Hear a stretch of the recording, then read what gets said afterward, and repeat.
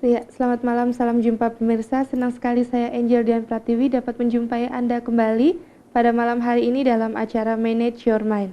Ya, seperti biasa kita akan mengambil sebuah tema tentunya sangat menarik yang sangat pas dengan sekarang ini seperti berita-berita di televisi menghadapi gejolak sosial tetapi dengan bijak. Ya, untuk itu telah hadir narasumber yang berkompeten yaitu Bante Dhamma Wijayo Mahatera. Selamat malam Bante, Namo Buddhaya. Ya, selamat malam, Namo Buddhaya. Semoga berbahagia semuanya. Ya, Bante, ini kita pada malam hari ini tema manajemen adalah menghadapi gejolak sosial dengan bijak, Bante. Apakah yang dimaksud dengan gejolak sosial, Bante? Ya, kalau kita lihat gejolak sosial ini menunjukkan bahwa banyak masyarakat situasi saat ini mereka tidak bahagia. Ketidakbahagiaan itu ditunjukkan di dalam istilahnya demonstrasi macam-macam, berita-berita unjuk rasa. Itulah menunjukkan bahwa mereka tidak bahagia sehingga ditunjukkan ke sana. Kalau masing-masing itu mereka sudah bahagia, ngapain aku ikut-ikutan seperti itu? Karena mereka ada sesuatu yang masih belum terpuaskan, sehingga mereka mewujudkan dengan cara seperti itu. Itulah yang terjadi di mana-mana seperti itu adanya. Maka dari itu, dengan demikian seharusnya para agamawan itu harus mampu menyadarkan mereka supaya mereka itu mau merubah sesuatu yang ada di dalam dirinya mereka masing-masing. Kalau mereka ingin merubah sesuatu yang di luar yang mau dirubah, memang dari dulu sampai sekarang bahkan sampai dunia kiamat, yang di luar tidak pernah bisa terpuaskan untuk merubah apapun juga. Sudah terlihat banyak orang yang kaya, tapi dia masih kurang kaya, masih mau mencari kekayaan lagi, mencari terus. Itulah menunjukkan kepuasan di dunia ini tidak pernah ada. Maka dari itu sekarang inilah yang dikatakan manusia ini harus bisa membangkitkan rasa puas terlebih dahulu di dalam diri mereka masing-masing, sehingga tidak akan diwujudkan dalam gejolak-gejolak sosial seperti itu yang sekarang ini sudah terjadi seperti itu. Ya. Nah, Bante, mengenai unjuk rasa ya Bante ya, apakah unjuk rasa yang selama ini dilakukan masyarakat itu merupakan sikap bijak Bante dengan berunjuk rasa?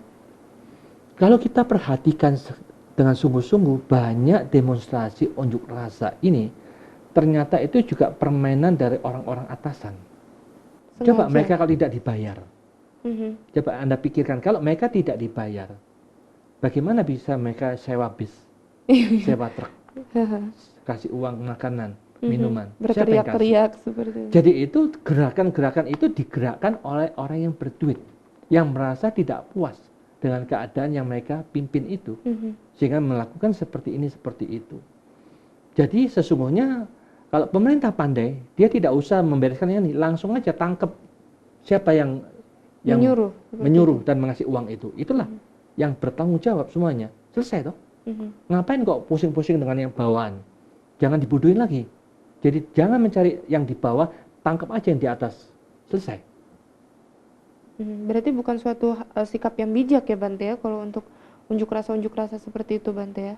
Ya, bagi mereka pengunjuk rasa merasa itu bijak karena dia dapat duit. Karena sekarang dia butuh duit toh. Aku ikut unjuk rasa dibayar kok 100.000. Aku mau kerja di mana dapat segitu?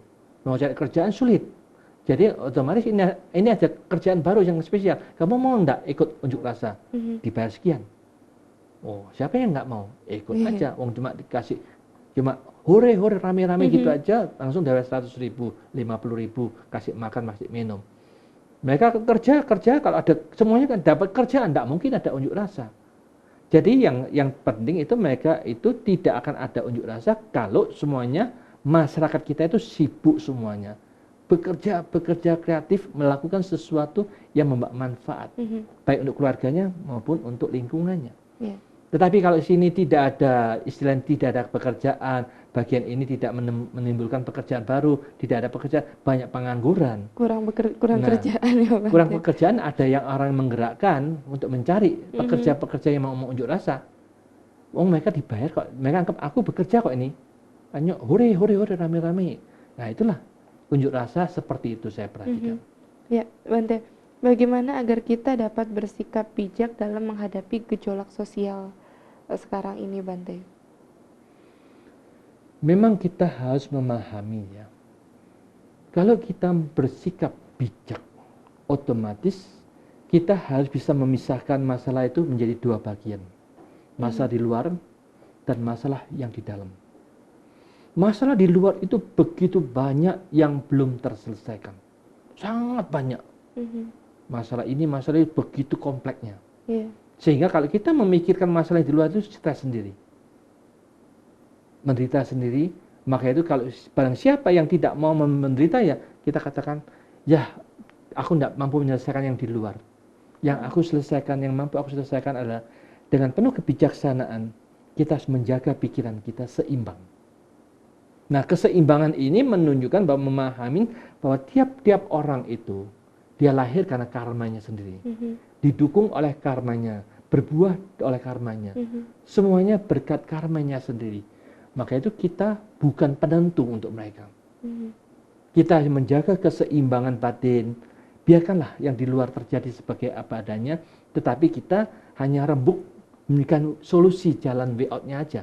Bagaimana mereka kalau bisa menjalankan ini, otomatis akan berubah dengan baik.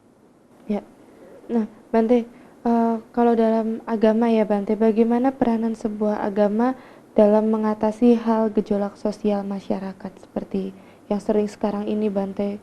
Sekarang kalau kita perhatikan itu, kita tidak usah ngomong yang di luar. Kita ngomong yang di penjara saja.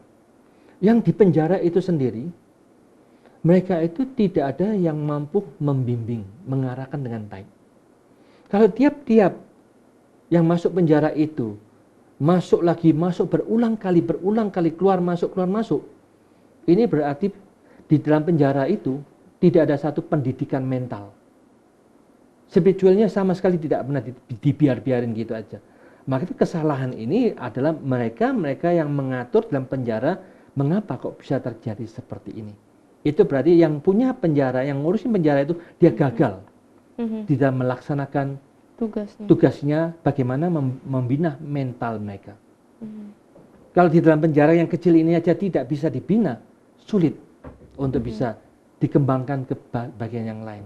Kalau di India itu ada biku-biku yang masuk ke penjara itu mengajarkan meditasi vipassana. Di India, Bante? Di India. Mereka yang sudah diajarkan itu, ternyata 10 hari diajarkan dengan serius, sungguh-sungguh. Semenjak itu mereka tidak pernah kembali lagi. Jadi diajarkan bahwa bagaimana untuk menyesalin perbuatan-perbuatan, direnungkan bahwa kesalahan-kesalahan itu apa. Mengapa kok bisa melakukan ini? Harusnya bagaimana menghindarin. Bagaimana yang sesungguhnya yang dia ingin cari itu. Kalau semuanya tidak dijelaskan ke arah sini, mereka semuanya juga bingung, bimbang, ragu-ragu. Aku ini mau kemana? Mau jalan kemana? Dirinya sendiri aja tidak tahu bagaimana bisa membimbing yang lainnya. Maka itu yang bisa tahu, yang pernah menjalankan itu, para biku itulah yang sungguh-sungguh tahu bagaimana hidup itu mengerti dan mengendalikan dirinya sendiri. Setelah dia mampu mengendalikan, baru bisa membimbing ke orang-orang, kamu harus begini. Tapi di India itu berhasil, Bante, dilakukan setiap saat itu, Bante? Berhasil. Ke semua. Ya. Tetapi kalau untuk itu kan tadi yang di dalam penjara ya, Bante. Apakah misalnya kalau misalnya ke pemimpin-pemimpin negaranya seperti itu, Bante, yang melakukan pendekatan kepada pemimpin-pemimpin pemeluk agama gitu, bagaimana, Bante? Apakah seharusnya memang seperti itu? Mungkin ada guru spiritualnya katakan seperti itu untuk pemimpin. Ya, maka dari itulah sekarang kita ini harus berani bilang jujur. Masing-masing agama mengatakan kitabku yang paling benar dan paling baik. Tetapi tidak ada satupun mengatakan bukan kitab yang benar atau yang baik. Yang ditentukan agama itu perilaku tiap-tiap individu yang punya agama itu. Sesuai enggak yang ada di kitab masing-masing. Karena tidak ada agama yang mengatakan boleh membunuh. Tidak ada agama yang boleh mencuri. Tidak ada agama yang boleh berzina. Caci maki, memfitnah, kata-kata bohong, tidak ada satupun yang mengajarkan itu. Tapi mereka tidak mau melaksanakan. Maka itu yang penting itu yang salah bukan agama.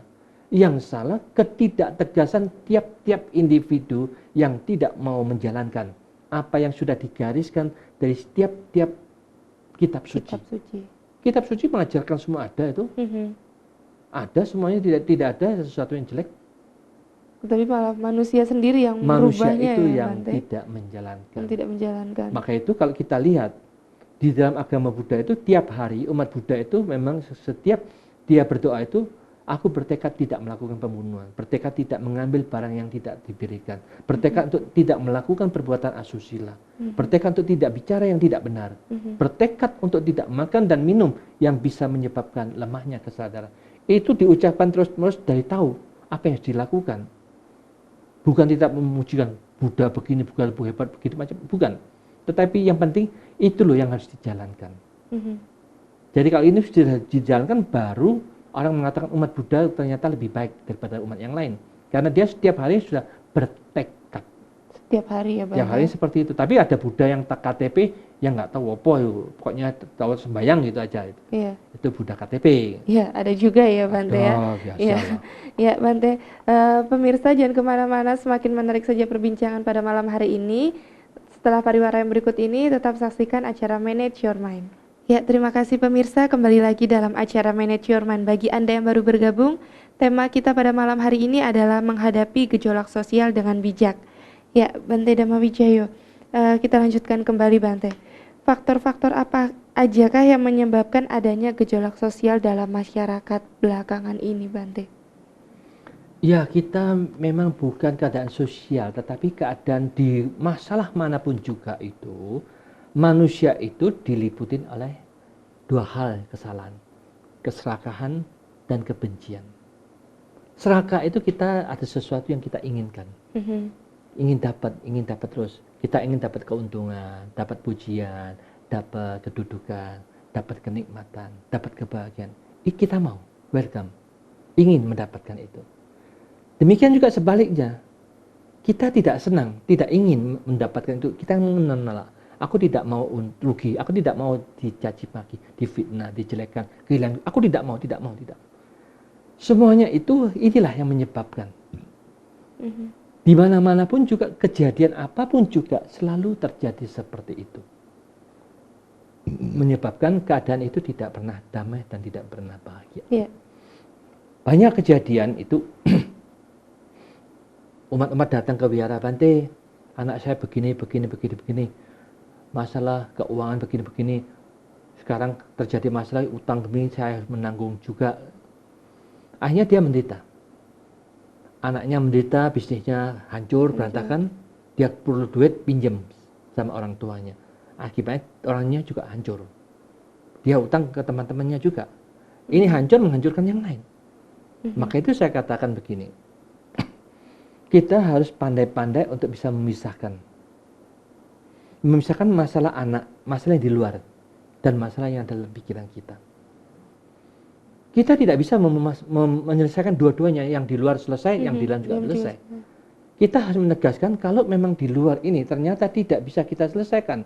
Misalkan utang anak kita itu di luar 5M. Harta kita jual ini cuma 2M.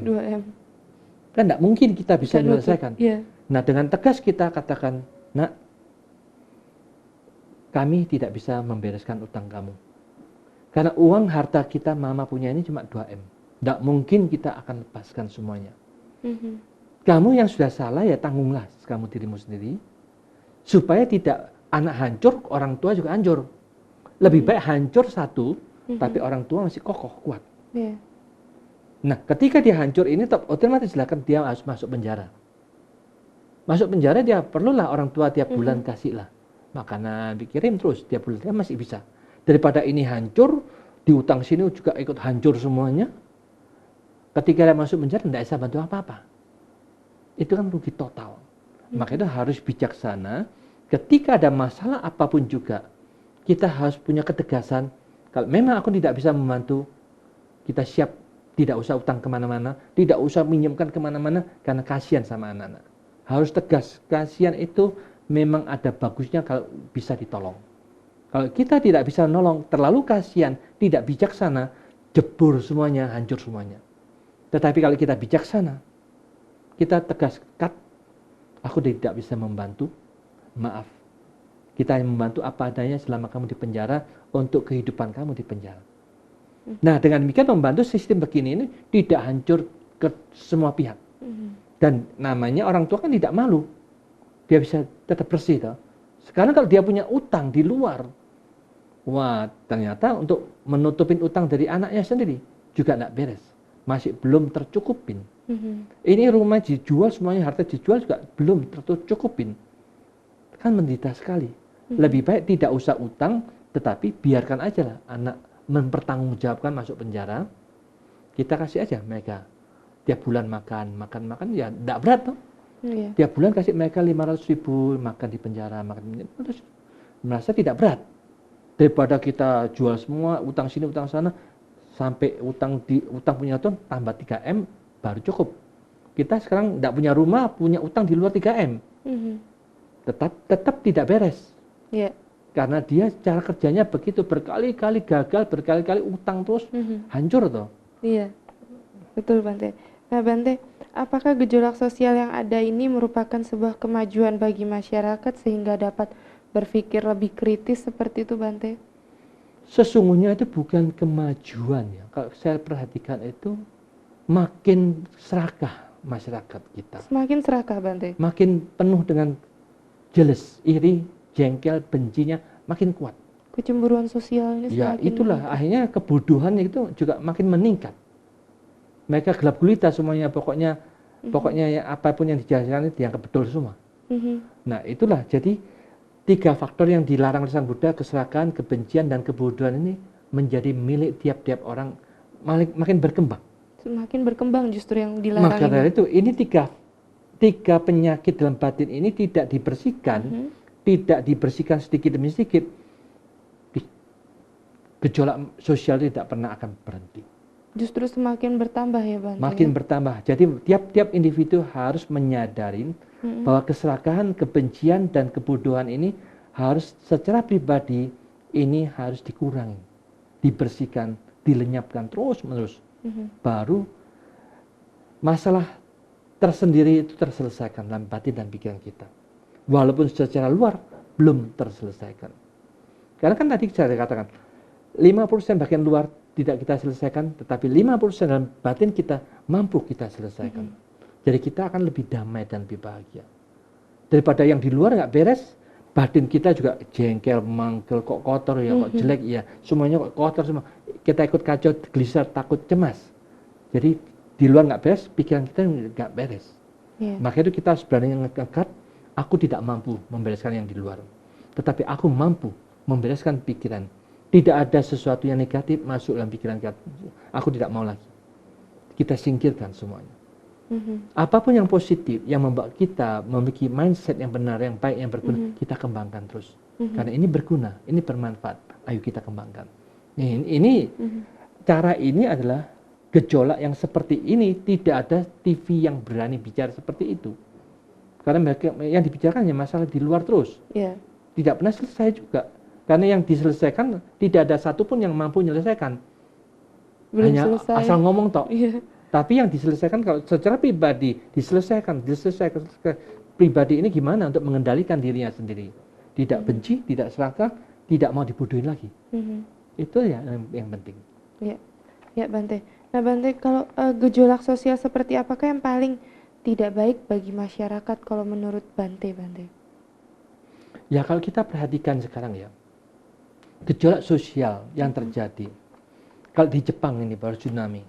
Ternyata di sana itu mereka semuanya terkena tsunami, tetapi toko-toko supermarket itu tidak ada yang menjarah, tidak ada yang merampok. Kalau di Indonesia langsung Bante. Wow, inilah pendidikan moralnya jeblok sekali. Tidak ada menekankan bahwa itu ada kejahatan. Dianggap kabene nyolong, podo-podo sekali nyolong, berarti bukan salah. Ini kesalahan yang sudah fatal. Kalau kita tahu ini nyolong salah, mengambil barang yang bukan hak miliknya, diambil, itu tetap salah. Kita katakan salah benar. Sungguh-sungguh salah. Toh? Semua agama mengatakan itu pencurian, perampokan. Tetapi tetap dijalankan. Kan ini memalukan bahwa agama ternyata tidak berhasil di dalam membina mental umatnya. Tidak diterapkan ya Bante ya? Di Jepang, Mereka walaupun tidak menekankan agama, ternyata lebih mempraktekkan. Malah lebih bijaksana ya, Bante? Lebih bijaksana. Ini memang salah. Aku tidak boleh melakukan itu. Dia tidak ada satupun yang menjalankannya. Di Indonesia sudah mengatakan negara Indonesia adalah negara agama. Malah bobrok. Perampokan, korupsi, kejahatan di mana-mana, merajalela. Inilah tanda tanya mengapa berani mengatakan negara agama yang menekankan agama menekankan moralitas, dan etika tidak pernah diajarkan sekolah. Kan terbalik. Lucu toh? Iya. Kalau mereka mengatakan negara agama adalah etika, itu harus juga ditekankan di sekolahan. Sehingga tidak menjadi bobrok seperti sekarang ini. Jadi itulah kewajaran. Iya. Berarti kalau di Jepang itu berarti benar-benar mindsetnya ya, Bante ya? Kalau karena mereka itu, sejak Bante, kecil itu sudah dikatakan diajarkan. Etika. Karena itu mereka itu, Jepang itu kan menggunakan etika yang diambil dari Buddha, juga diambil. Dari Konghucu juga diambil. Akhirnya dia juga menggunakan tata cara untuk mindset tiap-tiap individu semenjak kecil itu sudah ditekankan. Jadi dengan demikian, itulah yang kamu hidup itu harus begini. Etikanya ditekankan terus-menerus. Sehingga bisa dipraktekkan. Karena Indonesia juga bukan etika yang ditekan, percaya. Hanya percaya aja. Tidak ada satu penekankan apa yang harus dijalankan. Iya. Nah itu kesalahan di situ. Dari kecil berarti kurang ya, Bante ya, cuman pokoknya yang dipercaya udah kitab suci seperti itu, tapi kurang pendidikan-pendidikan yang lainnya kurang kuat ya, Bante ya, di mentalnya ya, Bante ya. Ya itulah, jadi yang penting itu agama itu bukan percaya. Iya.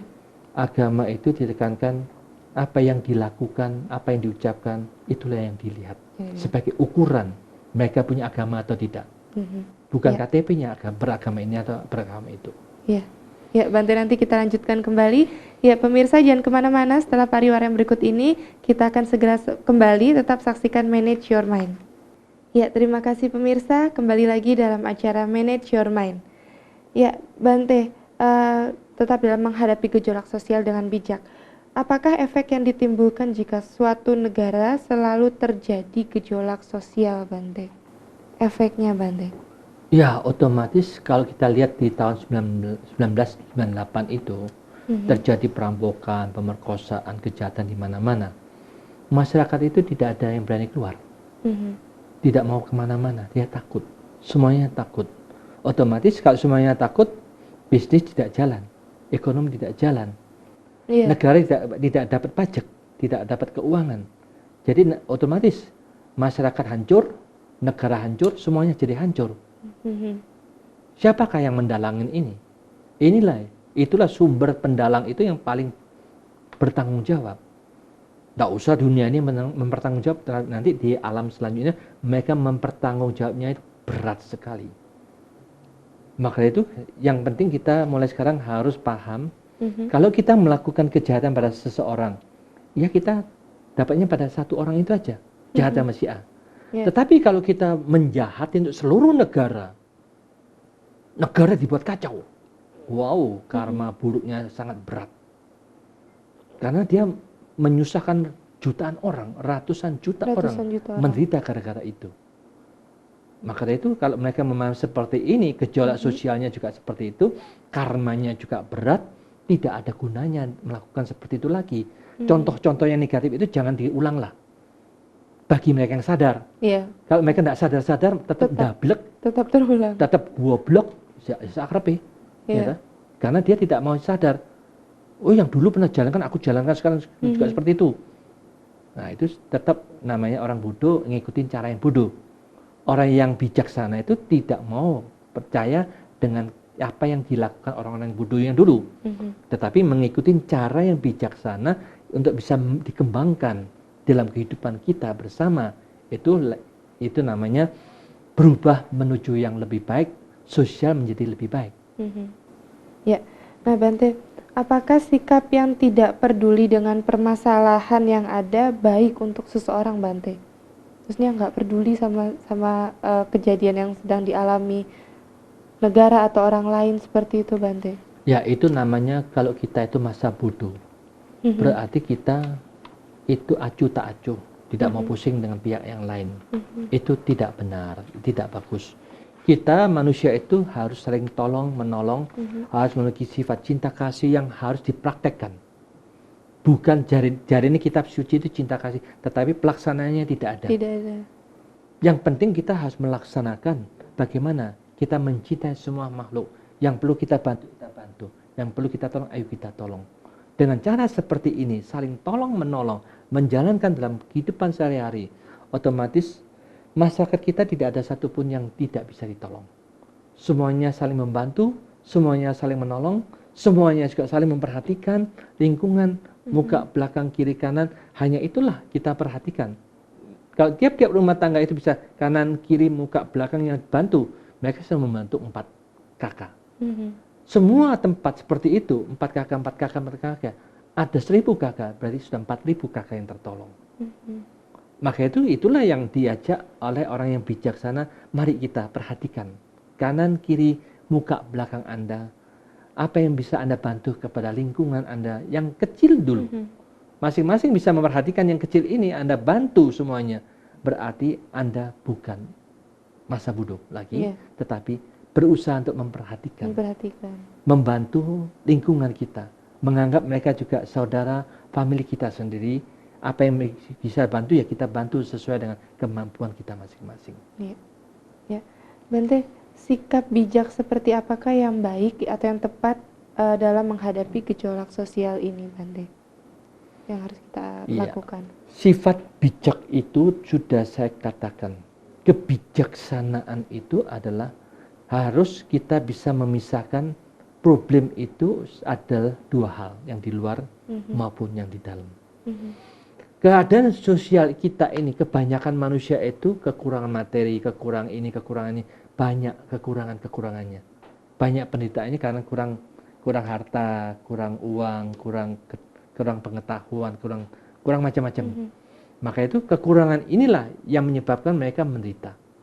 Maka itu kalau kita mau melengkapi kekurangan itu, tidak ada satupun yang mampu menyelesaikan problem itu. Negara sendiri yang sudah ada untuk sosial itu ratusan triliun, itu masih kurang. Maka itu kita tidak bisa membantu sepenuhnya juga seperti itu, tetapi maka dari itu kita harus bisa menyelesaikan. Dunia ini tidak akan bisa terselesaikan. Tetapi yang bisa kita selesaikan adalah cara berpikir kita. Bagaimana kita memikirkan untuk bisa memikirkan yang terbaik. Kalau kita memikirkan masalah uang, harta, kedudukan, keadaan masyarakat ini, 1001 macam problema yang begitu banyaknya. Itu tidak akan selesai-selesai, tetapi ada sesuatu yang bisa kita selesaikan, ada pikiran kita, mindset kita, cara memikir kita.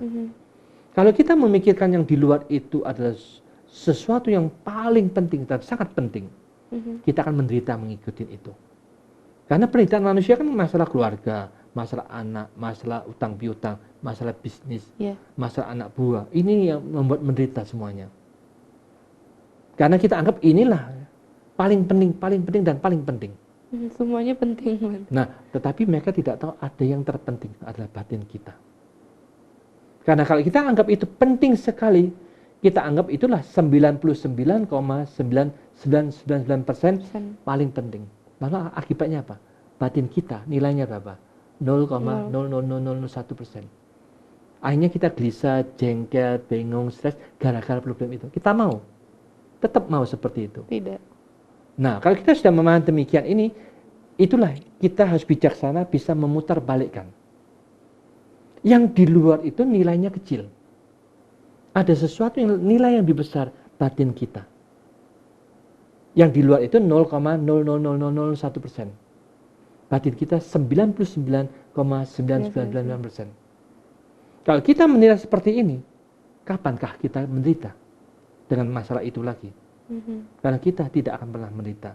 Tidak mau dipengaruhi itu lagi. Karena kita menghargai, menjaga batin kita itu sebagai sesuatu berlian yang harganya triliunan. Tidak mau dikotorin oleh lumpur-lumpur pengotor itu. Ini jujurnya selalu mengkilap, selalu bersih, selalu tidak ada kontaminasi oleh apapun juga. Baru inilah cara yang bijaksana bisa menilai di balik. Yang menyebabkan kita menderita cara begini salah, di balik cara berpikir. Yang di luar itu kecil, yang ini lebih berharga. dalam yang lebih berharga ya Bante. Batin ini bagikan belian yang sangat berharga itu, lalu kapan kita menderita? Bukankah itu cara yang sangat bijaksana? Ya, betul Bante. Ya, Bante nanti dilanjutkan kembali Bante. Ya, pemirsa jangan kemana-mana, semakin menarik perbincangan pada malam hari ini. Setelah pariwara yang berikut ini, Manage Your Mind akan segera kembali. Ya, terima kasih pemirsa Anda tetap setia menyaksikan Manage Your Mind. Kita lanjutkan kembali perbincangan pada malam hari ini Bante. Apakah pada zaman Sang Buddha juga dulunya ada gejolak sosial atau kegelisahan di masyarakat?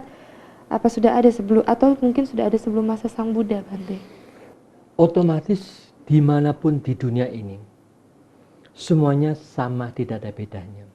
Tadi kan sudah saya katakan, semuanya itu karena keserakahan, kebencian, dan kebodohan. Nah, siapapun juga, di zaman manapun juga, ketiga hal itu ada di dalam tiap-tiap individu. Keserakahan, kebencian, kebodohan itu selalu ada. Selama itu ada, juga otomatis gejolak sosial itu pasti ada juga di zaman Sang Buddha. Karena Sang Buddha ini termasuk satu-satunya Buddha yang paling banyak difitnah, dijelekan, bahkan ada yang ingin menghancurkan, membunuh Sang Buddha itu sendiri. Seperti Sang Buddha mau difitnah oleh Cinca. Tetapi Sang Buddha mengatasi dengan kebijaksanaan. Sang Buddha juga mau dibunuh oleh Dewa Datta. Beliau juga menggunakan dengan kesabaran beliau dan kebijaksanaan, bahkan kesaktiannya. Sang Buddha mau dibunuh oleh Moggallana, Anggulimala. Ini dia menggunakan kesaktiannya. Dan pada dimanapun juga, sosial itu saling fitnah, mengfitnah, saling mau menjatuhkan itu selalu terjadi selama itu ada keserakahan, kebencian, dan kebodohan. Dari tiap-tiap masyarakat manapun juga yang ada ini, di situ keadaan sosial pasti sama, tidak ada bedanya. Maka itu problem manapun juga di dunia ini tidak ada yang terhindarkan selama ada keserakahan, kebencian, dan kebodohan. Keserakahan itu adalah sesuatu kita yang impositif itu. Ingin untung, ingin dapat pujian, ingin dapat kedudukan, ingin dapat kenikmatan. Kita mau. Orang yang ingin mendapatkan kenikmatan oleh anak bojo sitok sih nggak kurang. Golek loro. Wis loro sik kurang, golek papat. Papat sik kurang, golek 8. Wah, itu namanya serakah banget. Ya, itu terjadi di mana-mana. Sering terjadi seperti itu. Karena dia pusing. Aku sogi kayak apa maneh? Golek bojo ngekei. Nah, itu karena dianggap itulah keserakahannya, kenikmatan dilampiaskan semuanya. Tetapi kalau kita lihat lagi, ya begitulah kewajaran di dunia ini. Sehingga dengan demikian, kalau kita paham ini bukan sesuatu yang membawa dia bahagia. Demikian juga kebencian ini, kita tidak mau rugi. Kita tidak mau menderita, kita tidak mau difitnah, kita tidak mau kehilangan, kita nolak terus. Ini juga timbul penderitaan ketika itu terjadi. Ya. Nah, Bante, kalau tadi kan Bante sempat menceritakan bahwa di zaman Sang Buddha pun juga sudah ada gejolak, Bante. Apa yang menyebabkan gejolak pada masa itu, Bante? Ya itu tadi saya katakan seperti tadi itu. Kebodohan, satunya. keserakahan, dan kebencian ini sumbernya, penyebabnya. Jadi tidak ada bedanya.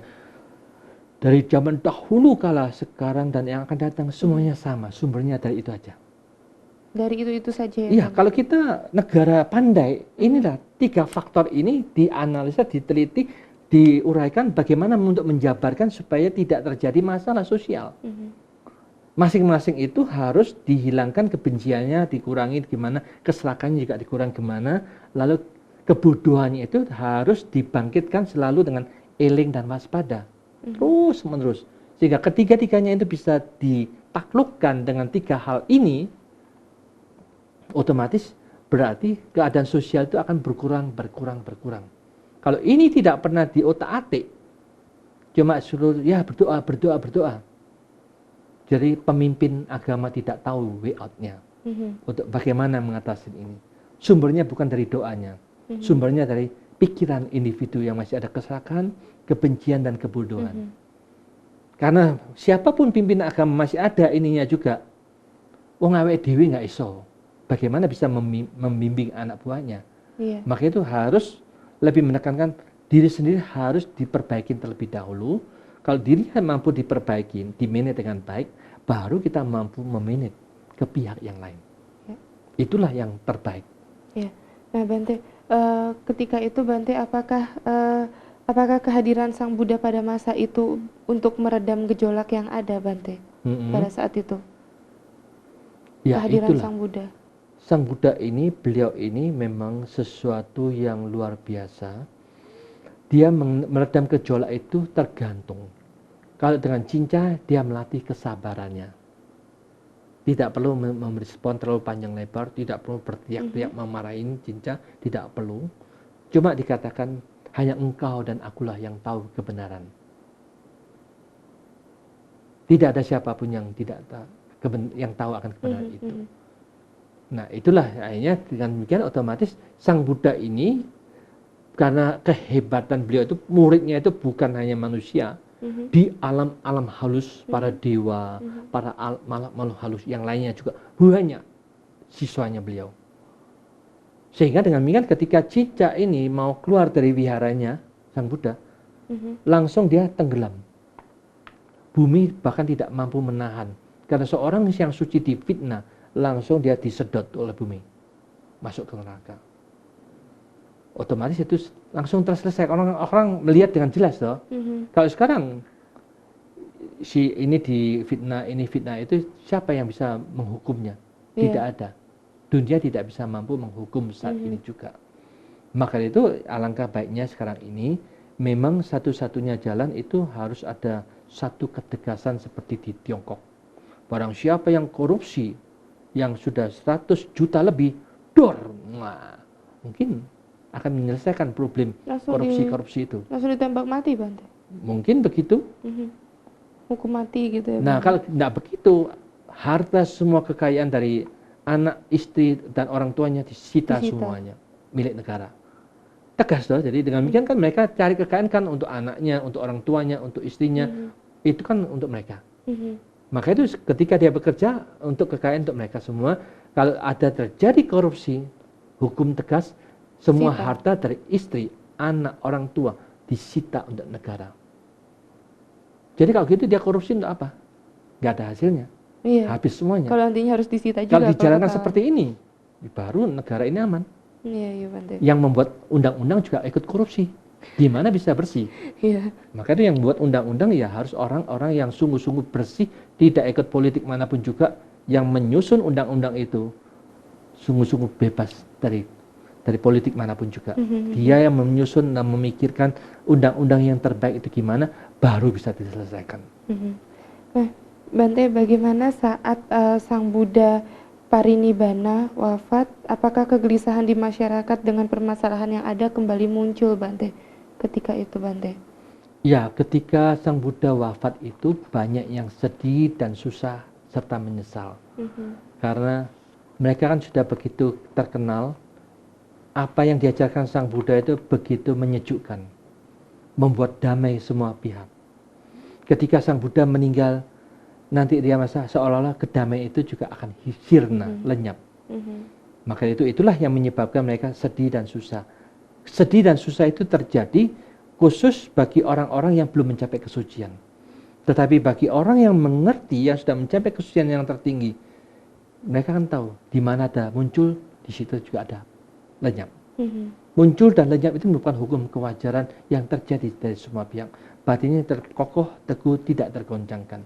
Tetapi bagi mereka yang masih bimbang, masih belum punya pegang mantap, otomatis kesedihan, kesusahan terjadi pada saat itu. Begitu ya Bante ya. Muncul kembali ya Bante ya berarti ya. Iya. Nah, Bante, bagaimana sebaiknya mengajak masyarakat untuk bersikap bijak dalam menghadapi sosial Bante? Ya, kalau kita ingin dengan bijaksana, memang sebaiknya mulai sekarang kita juga harus melihat ke dalam diri kita masing-masing. Karena Sang Buddha meminta kita yang penting, kita menjalankan terlebih dahulu jalan untuk mencapai kebahagiaan di dalam diri kita pribadi. Kalau keadaan sosial itu masih kacau balau, itu mereka tidak bahagia, kan kita merasa kasihan. Tapi kalau kasihan sama mereka, ternyata diri kita juga tidak menjalankan, tidak kasihan sama dirinya sendiri, kan podo yang nggak ada gunanya. Lebih baik kita tidak bisa membebaskan yang di luar, tetapi yang penting kita kasihan terlebih dahulu terhadap diri kita.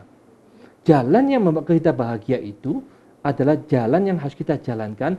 Bagaimana sila kita, moralitas kita, ucapan, perbuatan, dan mata pencaharian kita. Ini sudah benar, sudah baik atau belum? Kalau ini sudah benar, sudah baik, kita berarti untuk masyarakat kita ini berguna dan bermanfaat. Lalu bagaimana masalah pikiran kita? Kalau pikiran ini masih gelisah, takut, cemas, bingung, frustasi, dan stres, kita sendiri juga tidak damai. Maka itu kita harus berusaha dengan sungguh-sungguh mengembangkan perhatian, memperhatikan pikiran. Apapun yang membuat kita gelisah, takut, cemas, menderita, mulai sekarang jangan dimasukkan ke dalam memori kita, langsung kita buang, dibersihkan. Jadi pikiran selalu berusaha terus-menerus memperhatikan pikiran untuk membersihkan pengotor dari batin kita. Itu akan membuat kita damai. Ketika kedamaian itu sudah muncul, kita sekarang harus punya pengertian pikiran yang benar. Pikiran yang benar dari tiap-tiap orang itu harus bebas dari kebencian, bebas dari keserakahan, bebas dari kebodohan. Kalau ini bebas semuanya, berarti dia selalu sadar. Dan kesadaran, suka tolong-menolong, suka membantu, suka mengharapkan kebahagiaan pada semua makhluk. Tidak ada pamrih apapun juga. Dan akhirnya pengertian, mengerti. Apapun yang membuat dia menderita itu ternyata cara berpikir yang salah, selalu memperhatikan yang di luar, ini kita terhanyut masalah demi masalah, membuat kita menderita. Maka itu sekarang jangan pikiran keluar, masuk ke dalam, lihat dalam pikiran, pikiran melihat pikiran. Apapun yang kita membuat menderita ternyata muncul dan tenggelamnya di pikiran kita sendiri. Disitulah kita harus memadamkan dalam pikiran langsung saat itu juga. Jangan ragu-ragu, lenyapkan, padamkan semua penderitaan. Ketika kita mampu melenyapkan pikiran, melihat pikiran dengan jelas dan terang, di situ tidak ada gelisah, tidak ada takut, tidak cemas, damai dan bahagia. Inilah cara yang terbaik yang mereka harus jalankan, 8 jalan untuk mereka yang bijaksana. Di dalam kehidupan sehari-hari, mereka tidak akan terpengaruh oleh sosial lagi. Mereka sudah menjalankan damai dan bahagia ini bukan terletak dalam kitab suci, bukan terletak dalam keadaan sosial, tetapi terletak di dalam apakah sudah kita jalankan atau belum. Itu saja. Kalau ini sudah dijalankan, jaminan kedamaian dan kebahagiaan yang kita harapkan akan terwujud. Jadi tidak ada satupun siapapun yang bisa menjamin kita, kecuali diri sendiri yang mau menjalankan atau tidak. Kalau ini sudah dijalankan, semua teori tentang Sang Buddha itu jelas, terang, tidak ada yang diragukan. Siapapun yang menjalankan, dia akan mendapatkan manfaat yang luar biasa. Maka itu, marilah kita mulai sekarang mengisi program-program. Apapun yang negatif, kita tolak dengan keras. Tidak mau kita masukkan dalam diri kita. Apapun yang positif, ayolah kita kembangkan bersama. Langsung kita bersihkan hati dan pikiran kita, bebas dari semua kiri, kanan, tidak mau, sadar di dalam kesadaran. Terus-menerus jangan masuk lagi ke penderitaan. Penderitaan adalah sampah yang harus kita buang, tetapi sadar. Dan kesadaran itulah cara untuk membebaskan dari semua penderitaan. Semoga Anda mampu bebas dari semua penderitaan. Inilah teknik untuk melenyapkan penderitaan dari semua pihak. Semoga semua makhluk hidup berbahagia. Ya, Bante Dhamma Wijaya, terima kasih Bante atas pesan-pesannya juga yang begitu banyak mengandung pesan moral sekali untuk pemirsa Dhamma TV. Ya, Bante, mungkin lain kali pada episode selanjutnya bisa bertemu kembali bersama Bante untuk membahas sebuah tema yang lebih menarik lagi, Bante Dhamma Wijaya. Boleh? Bagus. Ya, pemirsa, akhirnya saya Angel Dian Pratiwi dan segenap kru Dhamma TV yang bertugas mengucapkan terima kasih atas perhatian Anda dan terus saksikan Manage Your Mind setiap hari Selasa pukul 7 malam sampai dengan 8 malam. Mind is not everything, but everything is from mind, so manage your mind. Sabe Sata Bhavantu Sukitata, semoga semua makhluk berbahagia.